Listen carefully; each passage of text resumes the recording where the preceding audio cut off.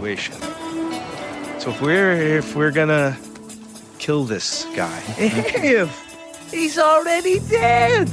Once Knox is on the job, it's over, baby. It's just a matter of when. yeah, you're right. I'm sure. That's always how the story ends, right? No, not always. Sometimes the hero stays and makes his own little homestead. I don't think I'm the hero in this particular story, Charlie. So maybe you're not the hero. I got news for you. You ain't the villain either. All right, guys, we're back here. And it's kind of fun because we've done a couple of these retrospectives. We did it with Nightmare on Elm Street, and we did it with the Jasons. Friday 13th. Yeah. Where we always ended with the reboot, like the reboot requel or the remake. Yeah. And we're doing it with this one. Roadhouse, we both enjoyed. It's cheesy crap, but that's nothing wrong with that. We'll go with it. Some good music and, just have fun with it. Second one was shit, but had some good action. You almost wish they kind of mixed both of them. Best of both worlds. No, Jake Busey was overutilized. He was in it too much. Well, he's the most memorable thing from it. Yeah, that's the problem, though. And this is the problem you and I are going to argue with. Even though 99% of the world will agree with me, you're going to have this fixation on some terrible acting here. I think I know who you're referring to. Yeah, so we're here to talk the controversial. Believe it or not, I've all these remakes and reboots come. It's amazing. All these reboots and remakes that come out. We'll go see it. But you touch Roadhouse. Yeah. Oh my God, it's sacrilege. Yeah.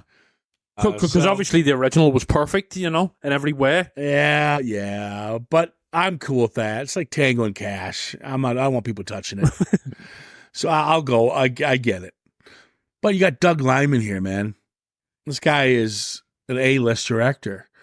American Made, him and Tom Cruise. Edge of Tomorrow, him and Tom Cruise. The Bourne Identity, Mr. and Mr. Smith. Yep. Guy knows action. Guy knows what he's doing. Yep. You got Jake Gyllenhaal, who I like. I liked him in The Prisoners and other stuff he's Donnie done. Darko, of course. Johnny Darko with also Patrick Swayze. Yes. He's built for it. He's did some working out. And decent little cast here. Some fun actors here in this film. And a lot of controversy because you don't touch Roadhouse. But I'll tell you what, the reviews are pretty fair to this one. And I'm gonna have to say here, guys, I like Roadhouse. And I think most of the 80s movies get remade. The originals are always better, besides Fright Night, believe it or not. I will get to that one. I still like the that's sacrilege. But I have to say, guys, before we start here, this is a lot better film than the original Roadhouse. And I'm gonna tell you why, but that's not to take away that I enjoy the original. Okay.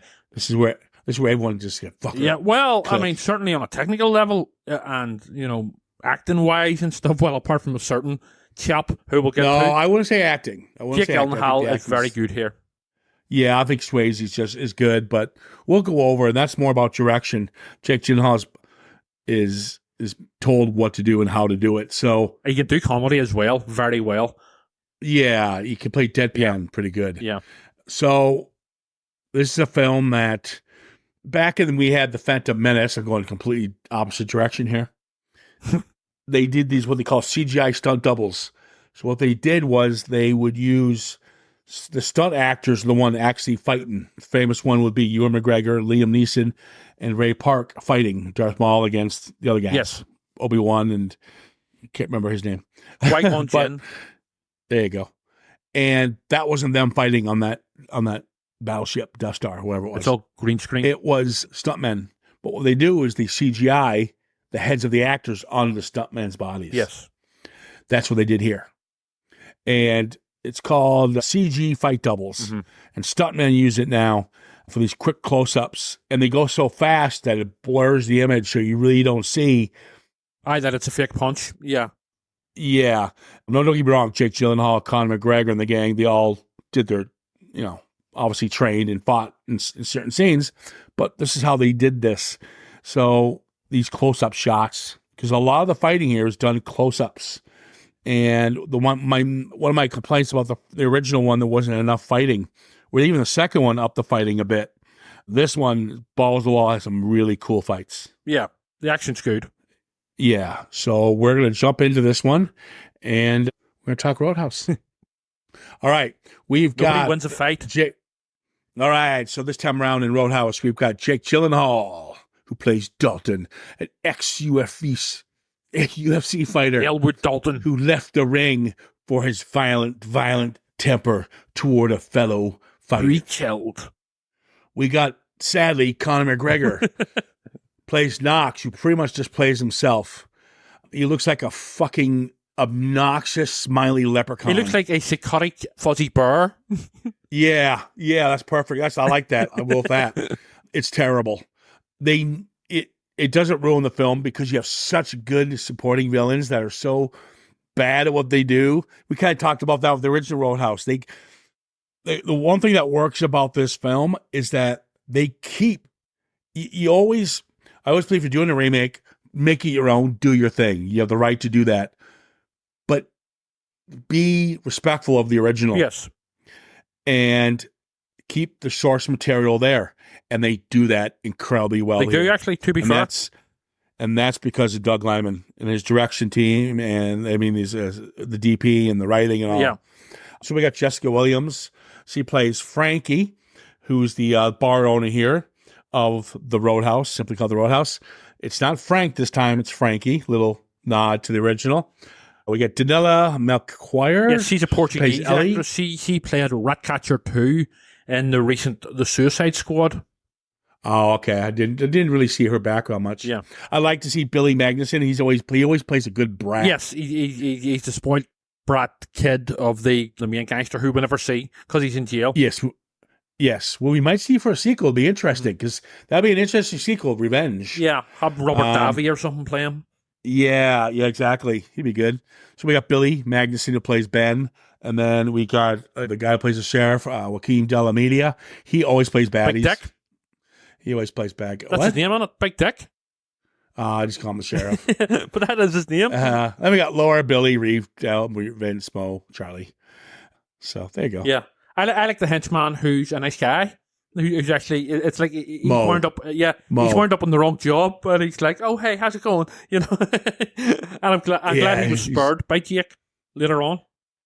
So the intro here, I think, is clever. And what they do, I like the fact that she's going to talk to this UFC fighter to help her get the bar in order, just like the original. Yes. But because she can't see the fight, because this guy shows up, Dalton, and this guy, Post Malone, cameo, won't fight him because once he's discovered who he is, he's a famous UFC fighter, the fight's done and he won't fight him. Mm-hmm. And it's a nice intro to right away who Dalton is, but I like the fact she wasn't looking for him. She was looking for somebody else. Yes, and also as well, yes, he's suicidal. Yeah, he has nothing to live for. Yeah, I mean, but we talked about the opening scene in the first one where he gets knifed in the bar fight and he's all badass and takes the knife. I'll tell you what, in this one, and this is not because the first one didn't do it well, it's just because the effects and what they can do now with technology. Because when one of the guys walks up to him and goes, "You just cost me $500, whatever it was," because he showed up to fight. Sticks a knife in him. He sticks a knife, and they show it, and it's obviously clearly CGI of some sort, but done so well. And CGI always looks beautiful when it's done in small doses. And it's just a nice setup that this guy is a badass. And he's also not the sort of the flawless character that the original Dalton by Patrick Swayze was, who's just such a super guy and brilliant at everything. This guy he's a bit of a tortured soul. He's an anti-hero. Yes, and that's what this movie does right. Now, again, that's not Swayze's fault. That's of course, Rowdy Harrington's direction. But in this one, Lionel, I guarantee you, says you're not going to be Superman here. Yes. You're going to. I mean, Jesus. Even in the original, you see him get cut, but you never see him. The bullets and the bleeding that Jake Gyllenhaal takes. Oh yeah, it's in this film is all over the place. He's not Superman. And even I mean, this is even sort of reflected with the young girl in the bookshop, who she's talking about, like the pulp western, and she's saying, well, is that right? Are you the hero? And he goes, at the end of it, he says, I'm not the hero. She says, yeah, but you're also not the villain, so that's all reflected. And like I was saying, basically the first one is a western for all intents and purposes, but so's this, so again, it's in keeping with the tone of the original. Exactly. They're just, quite frankly, perfecting it. They're doing. No, they are. They're giving us the answers that we wanted from the original. Yeah, it's certainly more refined and better, but it's not perfect. But yes. Oh, it's not perfect. That's because of Conor McGregor. But like Conor McGregor. I do like. Yeah, that's just you being you. You're just gonna like stupid shit. She's talking about your finger. Yeah, that's sad. It's sad you feel that way. I'm seriously. That's sad you feel that way. That you actually thought he. No. It was just over the top and pantomime. And but that's the problem. That's the problem. A scene stealer. No, he's not a scene stealer. Yes, whether we like it or not. No, he's not. Alan Rickman. Alan Rickman. Die Hard is a scene steal. So whether we like this it guy's or not. Don't you dare! Whether we like it or not, Conor McGregor, a scene stealer. You cannot take your eyes off him whenever he is on camera. We have no choice. Exactly. So that to me is stealing a scene. That's not scene stealing. It is, whether we like it or not. You don't know the definition of scene stealing at all. I do, and whether we like it or not, he is stealing those scenes, even off Gyllenhaal. Whether we like it or not. Whatever, let's move on. Good, I mean, this is done. We're done talking about him. It's not funny. It's sad. It is funny. It's really sad that you think he's better in this than Jake Gyllenhaal. I didn't say that. I didn't yes, say you did. that. No, because if he's stealing supposedly the scenes, but that doesn't mean he's a better than actor. Jake Gyllenhaal. That doesn't mean that there's a difference. No. You just said it. So it's pantomime. It's pantomime. Oh, Jesus Christ! You don't know what you don't know the difference. Go to Gary Oldman and say, God, I love how you stole those movies that you're always in. That you always, like in Leon the Professional, just like Conor McGregor did in Roadhouse. But whether we like, I'm not saying there's no. I'm not saying Conor McGregor's good. I'm saying he's awful in this, and he's completely over the top. But whenever he is on, he's awful. Yes, I know. I'm agreeing with you. But whenever he is on the screen, no, he's awful in it. But yet he steals the show because it's just so over the top, absurd. And over a film that we've already discussed within the first 5 minutes of this conversation that this is a good darker take. Yes. He's suicidal. We got this, but I love the fact there's a clown in here and he just steals the whole thing. I didn't say I loved it, but I'm saying it is completely memorable. You did. If you're saying he's scene stealing, that makes that you like the character. Not necessarily. It means you can't ignore the character. All right, let's just go back. Let's just go back to the comedy you're watching.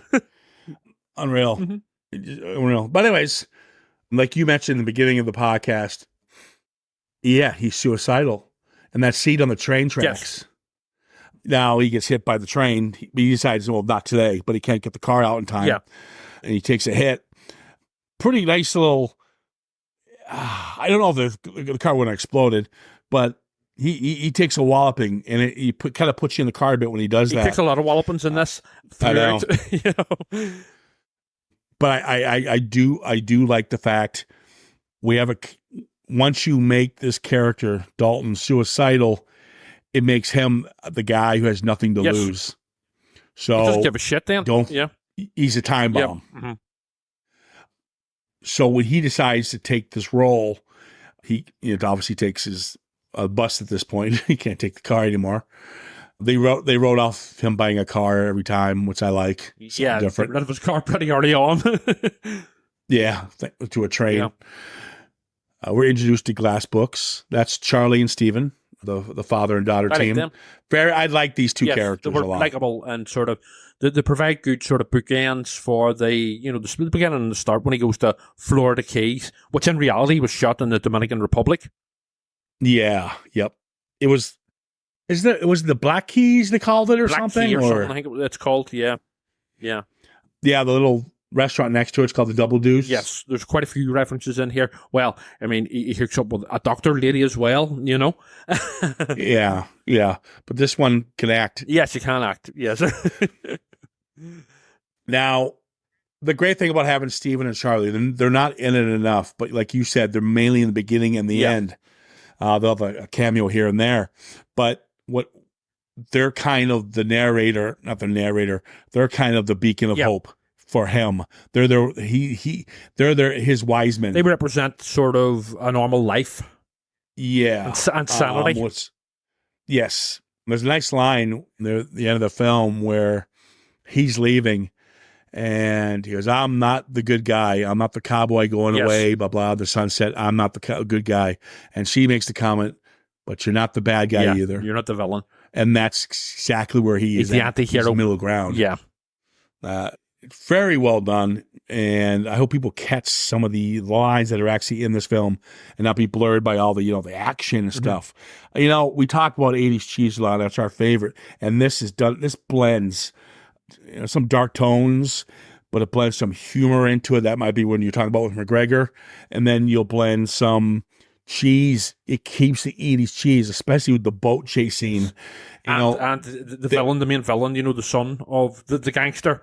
Yeah. Billy Maggs. He's straight out of the 80s, Now, you talk about a scene stealer. I think he does. Oh, he's very good. And he can act. He's such a spoiled brat. Yes. Oh, he's obnoxious. And I love the scene when you're introduced to him and he's talking to his cronies and the guy's shaving him and it's a fucking ocean and the waves are and he keeps cutting them. And the poor barber's shitting his pants. So he cuts him again and he goes up and he punches the captain. Yeah. Because you think that he's going to punch the barber, but he's not. He punches the guy who's steering the boat, And that's our intro to him, which is perfect. Yeah, he's a complete asshole. He's a little yuppie prick. And you can picture him in like a Lethal Weapon film or something. No problem at all. Billy Madison, he's done a lot of stuff. He's been around for a bit. Mm-hmm. But yeah, and it's well grounded cast. I like everyone here, even the doofuses, and it casts well. But again, I think so did the Roadhouse in general. I think Roadhouse did cast well itself, so they kept true to that. So I do like when the music. Now they didn't bring Jeff Healey or that kind of atmosphere back. It's not a Southern bar. Yeah, and also they're not going to, it's my old friend. Yeah. Dalton. Mm-hmm. They weren't friends.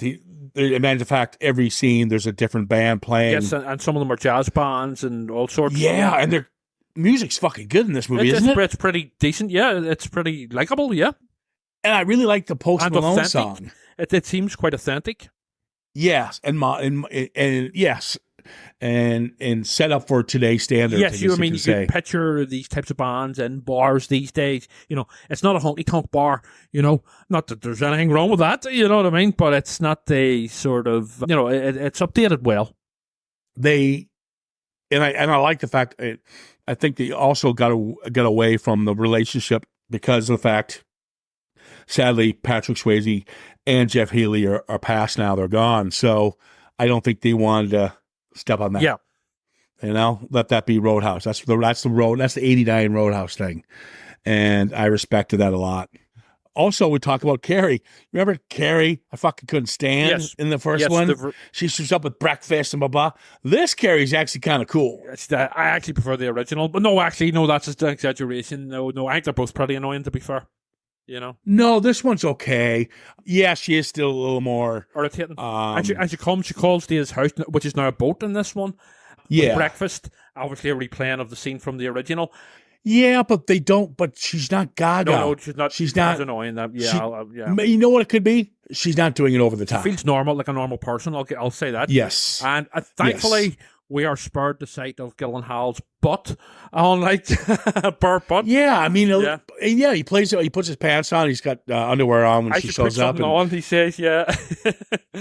He doesn't go to the opening of the door as the sun rays hit his ass. Yeah.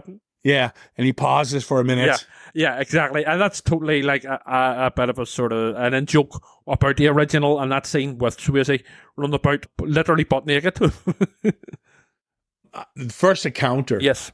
Where we meet pretty much the two, Mo and Del. These guys are pretty good. And they don't tell you the rules, but they do the rules by showing you. Yes, exactly. So he needs to get these guys, get them outside. Yeah. So he goes up and he starts going toward their bikes. Yes. He goes, "Oh, there's your bikes out there?" So to get them out of the bar, they think he's going to fuck with their bikes. And I'll tell you what, man, how fast he fucking moves. Now, with the slapping, it's such a fun scene. Beats the crap out of him. And he's like, "How is the hospital?" And Mo's like, "Well, traffic." 25 minutes. 25 minutes away. Yeah. Yeah. Yeah, I like Mo. Oh, my. Yeah, and then after he beats the shit out of him, within a half a second, he's driving to the hospital. It's all very tongue-cheeking, but sort. And again, Gyllenhaal's comedic timing is on the ball. He really can. Well, he plays it deadpan. Yeah, and his timing is perfect. Yeah, it is. Well, the great thing about Gyllenhaal is that he does, even growing up, one of his first films was City Slickers, and then he did Pleasantville, and so he's been in all types of genres. And he can act. He can do the business. You know. Exactly. No, you're spot on. Exactly. When he's driving in the hospital, you can hear Kokomo playing in the background. Oh, yeah. And then they're all hurt, and then he goes, "Guys, bump." Yep. Boom. And they're like, "Oh, no, the comedy here is played very well." And whereas with the original, it's unintentionally comedic a lot of the time, whereas here it's intentional and it works. Well, they blend it better here. We talked about that with Roadhouse, where you kill Wade in a pretty brutal manner, and then all of a sudden you're having jokes with Tubby or Chubby, whatever his name was. Robotics Man in the second one and stuff. Yeah. It's just like, where are we here? This blends well here. Well balanced. That's the perfect way. That's the perfect word I'd use. Balance. Yes. Mm-hmm. I think the problem a lot of people who are given this really harsh reviews have with it, I think they were basically looking something that was they were basically looking the exact same. They were basically looking at 2024 exact copy and paste of the original. But while this does have its similarities to the original, it does its own thing too, and skillfully, I would say. I'll be honest, skillfully.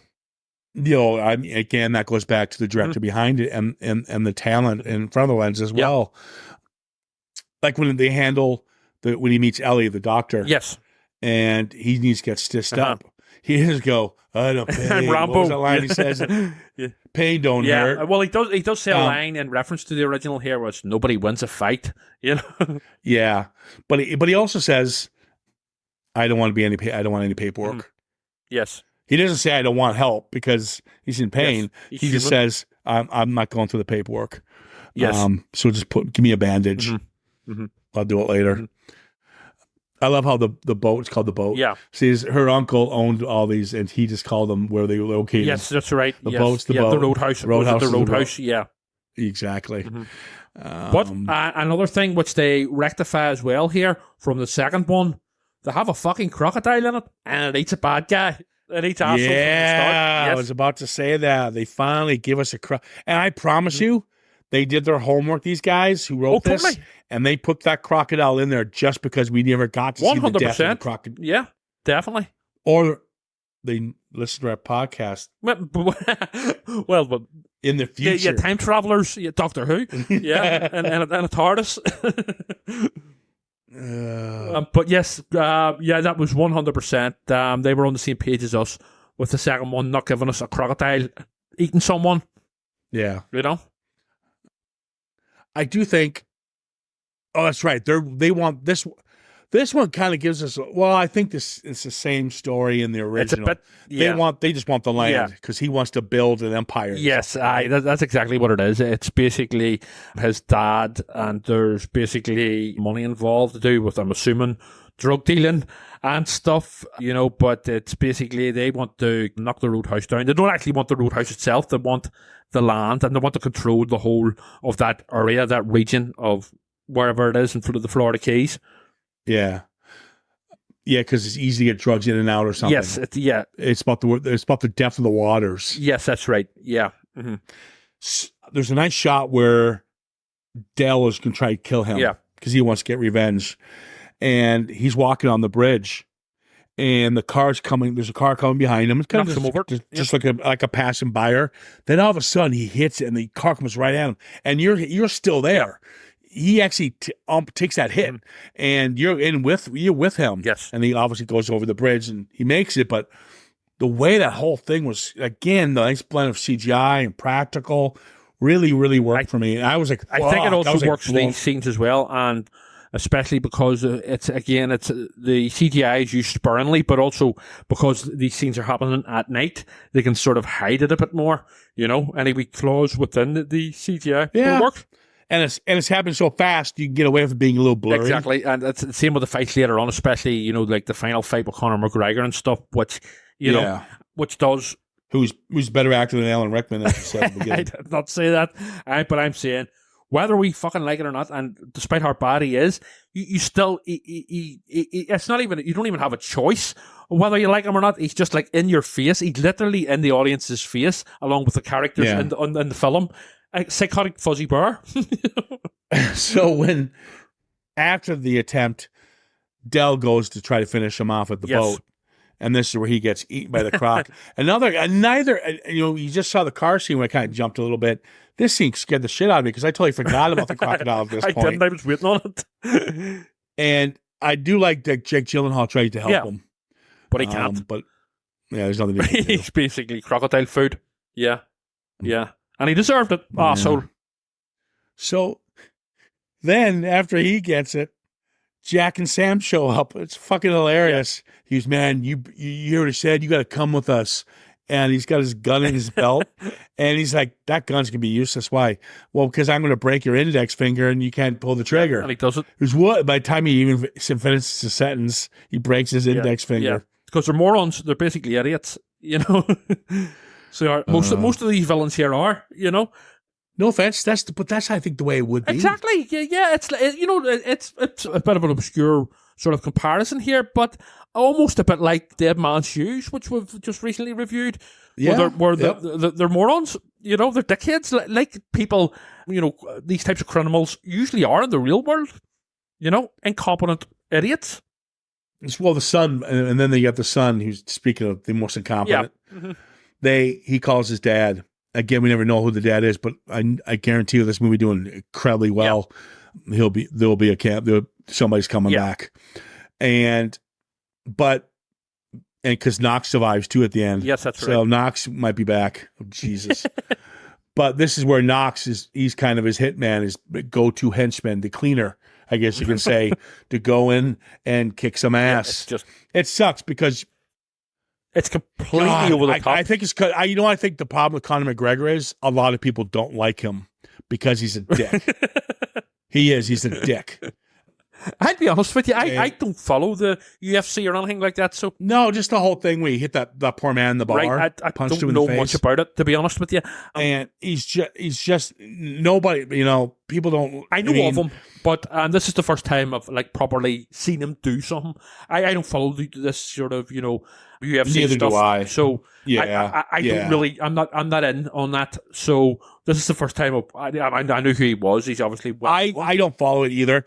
I do. I think Batista was UFC fighting too, or MMA, and mixed martial arts type thing. I don't know. Yeah, when you see Batista on the screen in Blade Runner 2049, or when you see him a Knock of the Cabin, and what a brilliant performances those both were, and I would have loved to have seen him in this.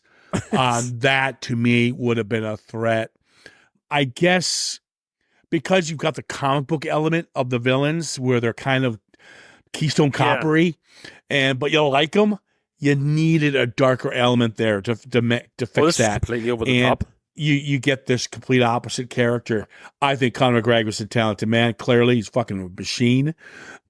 And I kind of like to see somebody who you wouldn't think get a role like this get a role. But I'll tell you what, it's been done 300 times his better. His introduction is with Dolph Lundgren. Yeah. It's been 300 times better with, Dave Bautista. It's been done. His introduction is insane, where he's basically naked. Yeah, he's naked. He's basically shagging some guy and her husband. Shagging some woman and her husband comes back, and then he's he's walking about this fucking small town naked, and then he goes and rips clothes off from a stall, and then sets fire to the stall for no reason at all. He's just he needs sectioned. The sheriff, I think, is kind of wasted. You got a good actor here. Well, he always plays villains, He's and in so I guess that Desperado and helps. stuff with Antonio Banderas and stuff. Yeah, he was, I think, the lead bad guy in Bad Boys. Yeah, he's the in a original. lot of sort of. He pops up. He's in, Yeah, exactly. Yeah. And I like to see him. I guess he's obviously He's the father. The father, of Dr. Lady. Yeah, the father of Ellie. I do like the Ellie relationship with her and him. There's no sex. There's no blah blah. It's not because of my prude or anything. Yeah. Because the problem with Roadhouse, it happened in one day, and this one it's about a week or so process. So they go on a small date, and she takes It's a bit him more out grounded. so that It's a lot more grounded. yes, exactly. You know? There's no sex scene. There's no There's no shagging on the roof. well, there's no there's exactly. They take away. Actually, the fish film almost feels like they listen to our podcast, not to be cocky. Yeah, I know. But all the stuff you and I didn't like We're about on the same Roadhouse, page, yes. it seems like they've taken it out and Yeah. and corrected Yeah, it. tone down the gratuitous naked butts and sex, and also give us a crocodile death. However, on an ironic twist to this, to your love for your favorite actor, Conor Yes. McGregor, he could have sold the line, I fuck like you guys. 100%. Guys like Yeah. you in prison. Totally, 100%. He could easily have, because that's basically, and they should have given it to him. Yeah. That would have, because the Jimmy character, the first one, was the Jimmy I wanted to see in this one. Yes. Darker, quiet, Yeah. Reserved. So when he said that comment in the first one, it didn't make sense. Exactly. It was just completely, like so much of the dialogue in the original, it's bizarre. But you will still get our bizarreness, and boy, do we get it with McGregor, Yeah. And I think that's because of the over the topness and the silliness of the first and second to a lesser extent, but especially the first. That's why McGregor's there. And but again, he doesn't steal the movie. No, I'm not. No, I don't mean in a good way. I mean in a. No, that's you can't have that in a good way. What? No, I'm not saying not in a good way. You can't, because when you say someone steals a movie, that's a good thing. They didn't say steals a movie.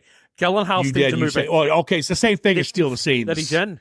It's the And same he's only thing. in a few scenes. Same thing. But whenever he does, you cannot take your eyes off him. It's just like, what the hell am I watching here? Well, you can't take your eyes off him because he's in the center of the camera. Exactly, you're forced to.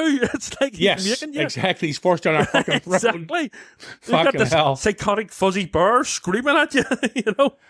You've no choice. It's nuts. I like when Knox shows up, but there's a nice little thing I saw. I don't know if it was deliberate. Knox and there's a big bar fight, right? Mm-hmm. We won't get into details. You guys got to see it. They use the tumbling cam. Yes. That's the cam that James Wan uses in The Conjuring and Made Famous. It's just very, very nicely shot and choreographed. I mean, I'm no expert in how you shoot a fight scene, Well, But I am. these I are, am. it's very slick. Yeah, very cool. Yeah. Very modern. Yes. Very modern. And Jake Gyllenhaal is holding his own, and Conor are fighting. It took two other men to hold him down for Knox to get a real punch in. And he's just punching. And I like the fact that his buddies, the young bouncers, who we never mentioned, they help him. They grab Conor to get him off him. It was an unfair fight, and it was nice to see the young bouncers. He's kind of training to help him up. Backing him up, exactly. And this is his weakness. He's leaving. And he decides, I'm done. I'm not going through this. As you would in reality. I would have stayed and fought and killed him. It would be like, you know what? Life's too short for this shit to deal with these absolute assholes, who don't even like me and give me nothing but shit. I'm out of here, Fuck it. I would have brought a gun. Yeah. The end. Over. This is the thing I was going to say about all three of the Roadhouse films. So much of this crap could be solved with just a gun. Like Indiana Jones and Raiders of the Lost Ark, when Swordman jumps at him and he just pulls his gun out and shoots him. In all three of these films, so much of this crap would be solved if they were carrying guns. Yeah, it kind of does happen when Dell shows up and then on the boat. Aye, but he's a useless idiot who deserved to get eaten by a crocodile. And then when Ben shoots him, he goes, Jesus, a spear gun? Really? But yeah, so the fight scene works, and he decides he's done. I'm not doing this anymore until he sees the glass book has been burned down. Yes. And because that was his savior, that was his church. They are basically the only sort of remnant of real humanity within all of this cast of sort of all of these characters in this town, which is controlled once again by a bunch of pricks. You know? And the great thing about Gyllenhaal, you don't see him clinching. You don't see him like, ooh, yeah, I'm going to get you now. Because he can act. He's still kind of stone-faced. Yes. But he has this move where he kind of walks around and like a daze a little bit, like, okay, he's losing it. That's it. So, and boy, does he lose it. I love their homage to the ripping of the throat. Mm-hmm. So what he does, he just walks up to one of them and he goes, oh, I'm going to kick your ass. He punches him in the throat. Yep. And all he says to him was, I just broke your hyoid bone in your throat. And I just collapsed your trachea. Yeah. You're not going to be breathing anymore. Yeah. Oh, yeah. Yeah. And he's, again, certainly a lot more believable than Swayze, you know. And again, as I said in the last podcast, I always liked Swayze, you know. Well, it wasn't, again, that's not Swayze's fault. Swayze just was told. I just think this is the Dalton that I actually personally think Swayze would like to have done. Well, he's more of a believable Dalton, let's just say, you know. Well, he's a super cooler. And the cool thing is, he's not a cooler, Jake Gyllenhaal. Yeah, he's not even a bouncer. He's a henchman. Yeah, he's basically... He's a guy who's there. He's a UFC fighter. Yeah, well, he's a hired gun. Exactly. He's just a bouncer. Yeah. Yeah. I do like actually how he's well known for his, and the character is well known here for his UFC fighting, and the infamous fight where he killed his friend, or as opposed to the original where Dalton's just like really well known, the other side of it, thousands of miles away, for being a bouncer. A bouncer? What? Since when was celebrity bouncers a thing? You know. When the sheriff tells him, "Can you go to the boat?" Yes. They have my daughter. Double cross. Even I knew he was being double crossed. Yeah. It's weird because there's an actor who's got a small part. He steals the boat from one of the cops, and that's Travis Van Winkle. And we all know him. He's your favorite character because we loved seeing him get it because he was so over the top in Friday the 13th, the remake. Mm-hmm.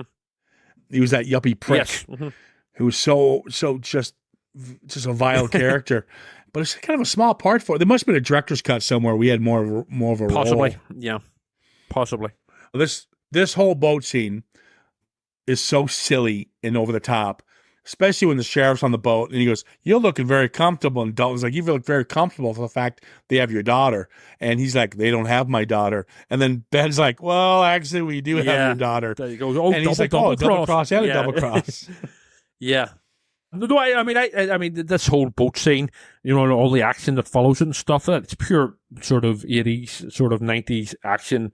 So, well, that's what I'm saying. They're adding the 80s unbelievable action cheese to us. They're giving us Tango and Cash now here, and that's cool. You know what? See, throughout this entire film, I was never once bored.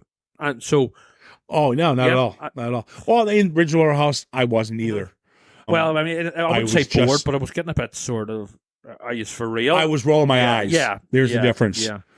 Roadhouse, you roll your eyes. This one, you just glued to the TV. Yeah. No, I was not bored, and I have to say, I found it very entertaining. This whole boat scene when Dalton blows up the boat and the boat's sinking, just beautifully shot. There's a nice shot when he's fighting one of the henchmen in the water. Yes. And you have Ben, I believe it was, I can't remember who it was, has a boat and he's going to try to run over Dalton with the boat. What's Knox, I think? But tries that. Was that Knox? Okay. I think it's Knox. But Ben's not going to put down somewhere as well. Yeah, but what Dalton does is the boat's coming at him. The guy he's fighting, he puts his body as a shield and he smacks his head. Again, so well done and fast and blurred a little bit. Yeah, so to get away with it. You can get away with it. It's like, ooh. I'm not going to say stuff like this is going to happen in real life, but if it did, it would be quite blurred and happen pretty fast as well, Yeah. Well, it puts you in the mix and you're in water. Yeah. Like when Ben, the big chase scene, and Ben collides so over the top, collides with the boat that Ben's on, and he flies off the boat, lands on top, and bounces under the little couch in the back of the boat. But again, the way it's shot, you're like, oh, okay, I can see that happening now. Even though it's, come on, he'd be dead.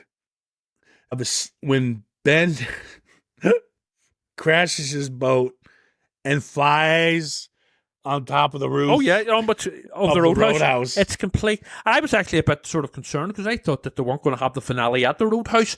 But, they get there eventually through flying boats and stuff, Yeah, because he says, doesn't he say something? If no one's going to have it, he deliberately wanted to crash into it or something. Yeah, he was going to. But he's an idiot, not realizing that, he's going to take himself out. Yeah. And now there's one line when McGregor shows up for the final showdown. McGregor finally does something I enjoy. What was that? Breaks the fucking neck of the annoying Ben. Yes. Although to be fair, I would have preferred Ben to have a more over the top death. Maybe thrown into the crocodile as well. But yes, it was. I mean, he was always going to get it in some shape or form. But yes, McGregor breaks his neck. Well, he goes, would you finally shut the fuck up or something? No, what does it take to shut you up? And he's right. So you ever shut the fuck up?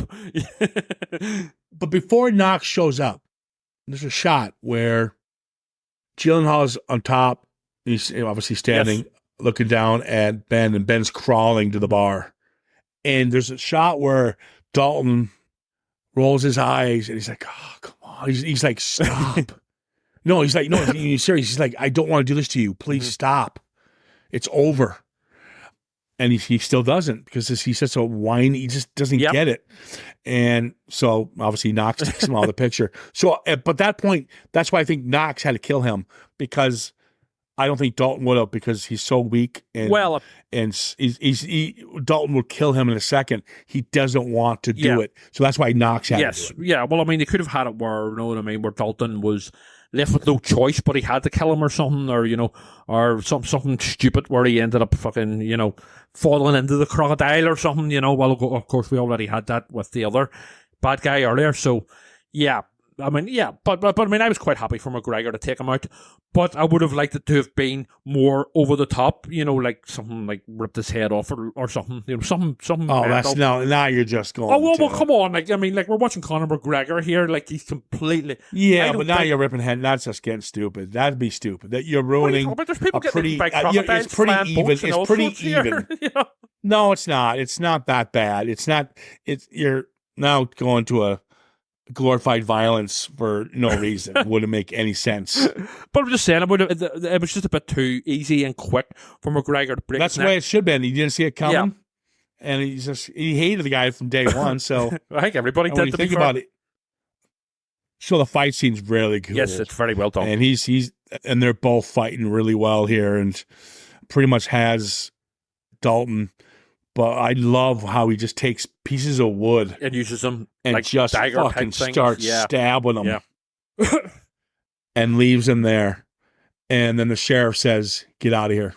That's best I can do for you. I'll cover you. Yeah, yeah." And he says goodbye. Leaves the money for them. Leaves the money. Yep. Leaves the money that he had for captured earlier off the corrupt cop. Yeah. And I'm sure he kept some for himself. Oh well, to pay for his bus fare anyway.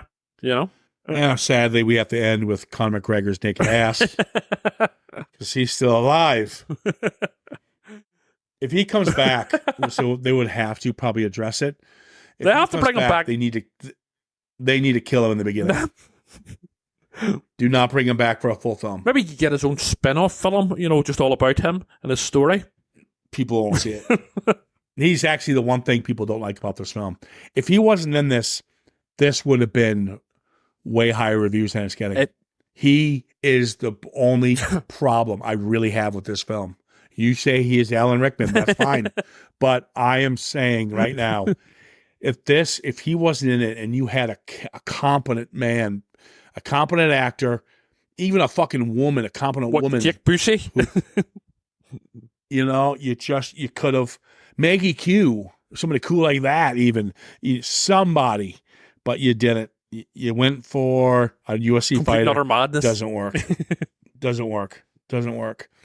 But it's such a fun, well-directed, fast movie's the exact same length as the original Roadhouse. It's actually very slightly longer. But it flies by. But it feels shorter. Yeah. Yeah, exactly. No, I think it is better than both of the original two, and like I say, I mean, I enjoyed it. I had an entertaining couple of hours. Was never once bored. As bonkers as Conor McGregor is in it, it is what it is, and his performance. And yes, it's completely like off the scale bonkers, but you know what I mean. Bit of madness in these types of films never always entertained me. Yeah, he said he's a better actor than anyone else in it. So there you go. He's a scene stealer. So Gary Oldman, all the hard work you've done, playing the good supporting role, bad guys, scene stealer you've always been. Conor McGregor's Trevor better. says Conor McGregor's better. He's a legend in the acting world. There you go. Wow. Yep. All right, guys. Our retrospective is doing pretty well here. So it's time to dive into a big one. Yes, that's right. It's time to talk Ani again. And we are going to dive into the Terminator franchise. We'll be back. Yeah, so we're doing all of them. We're doing every one of them. Because I'll tell you what, they're not as bad as people say. Next bunch. Dark Fate is... I haven't seen Dark Fate yet. I think people need to see Dark Fate again. Really, the true sequel to the second one. But we'll dive into it, and that's our next one up. We might pepper in something, take a break in between, and pep something in between if someone recommends something or we see something that we forgot we like to revisit. Take a break from Arnie for a bit. I know that's blasphemy for me saying that. But looking forward to it. I haven't watched the Terminator actually in Terminator 2 in years. I absolutely love the original. I'm a massive fan of the original. So we'll jump into that one next. We're going to wrap this one up, guys. Listen, come grab us at citizenframe_podcast on Instagram and, of course, Facebook. If you have any questions, want to reach out to us. If you guys want to reach out, please do it on the Instagram site or on Facebook. We'll see all the messages. If you want to shoot the shit, you want to do something different, let us know. That is your best point of contact. We don't see everything else. And the reason, I'm going to be honest with you guys, we're still building a little empire here. So in order for us to grow, we need activity. We need hits. We need likes. We need this. We need all this interaction, and it has to be done on those two sites at the moment. All right, guys, listen, thanks for listening to us. Take care of yourselves. I'm off now to watch some Conor McGregor videos on YouTube. I've never been so pissed off at you. I'm done. Oh, guys, we're looking for a new podcaster. Just decided right now. All right, guys, have a good one. Talk later.